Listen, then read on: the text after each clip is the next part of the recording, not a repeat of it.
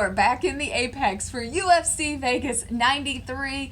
And yeah, it's an Apex card, but you know what? We can't get too spoiled. We have a lot to look forward to, so I will take this card because we've got MMA on Saturday. And the first fight I'm going to talk about out of a few is Maness versus jimmyflick, because I can't not talk about jimmyflick when he's on a card.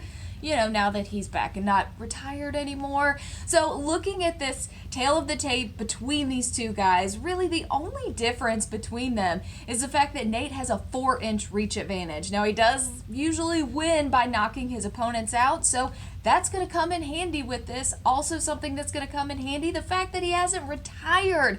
I just can't get over the fact that jimmyflick turned it off for a while and thought he was done. Yes, he came back, and yes, he has won a fight, but do I feel like he's all the way back in as someone who never turned that switch off? No. So I think Nate is going to win this one. Not a lot to go off of. I mean, Jimmy did just win in January of this year. Nate, he won his last fight, but it was in October. He's had some time to work against jimmyflick in this one, but either way, I'm going to go with Nate. Next up is Adam Fugitt versus Josh Quinlan. Looking at the details of this fight, Adam is 4 years older. He also has a 5-inch reach advantage, and he has a little bit more experience than Josh. He is coming off of a loss, but that loss was almost exactly a year ago to the date. Josh, he's coming off of 2 losses himself, but his last loss was last February, so it's fresher. I don't know if it's a good thing or a bad thing to try to redeem yourself quicker than it is to sit on it for a year. Both of these guys, they do like to knock their opponents out. That's how they win most of their fights, looking at their resume. So I think it's going to stay on the feet for sure. But just looking at how things are going, I'm thinking Josh is going to come out with a win here, keeping it short, sweet, and simple. Give me Josh. And last but not least, the main event for this UFC Apex card, Alexperez versus Tatsurotaira, the Japanese force to be reckoned with. Now, Alex is 8 years older, and he's coming with over double the amount of experience as Tatsuro. Tatsuro, he is coming with a 5-inch reach advantage, and he is also undefeated. Now, looking at the resumes of these guys, Alex, he just fought 2 fights in March and April of this year, back to back.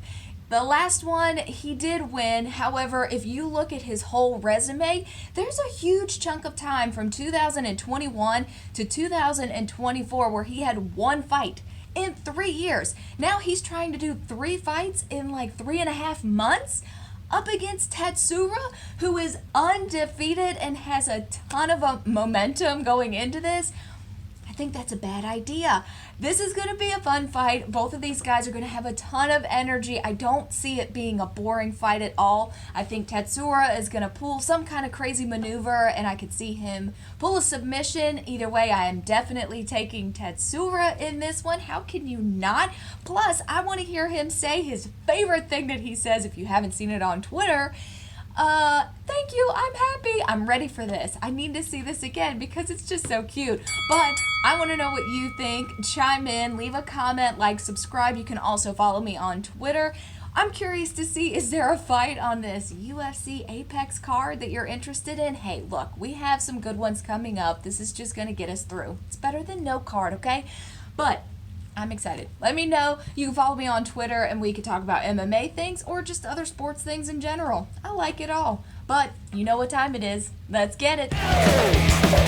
Knockout blow!